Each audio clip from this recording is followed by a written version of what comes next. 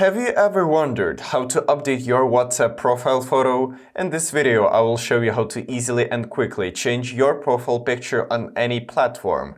Watch until the end and I will give you a helpful tip on choosing the best image. Before you start, make sure you have a suitable image that you want to use as your profile picture. Ideally, it should already be saved in your device's gallery. So firstly, open the WhatsApp on your device. And afterwards, on iPhone, tap the gear icon in the bottom right corner. On Android, tap the three dots menu in the top right corner, just right here. Click on the settings and tap on your profile picture right there. Again, on the profile picture and click on the small pencil icon.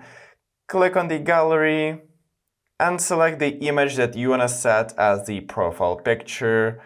Tap done, you can also adjust it.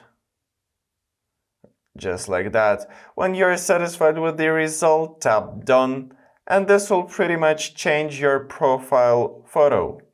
And as I promised, a bonus tip: when choosing a photo, pay attention to lighting and clarity. For best results, go with an image that has a neutral background.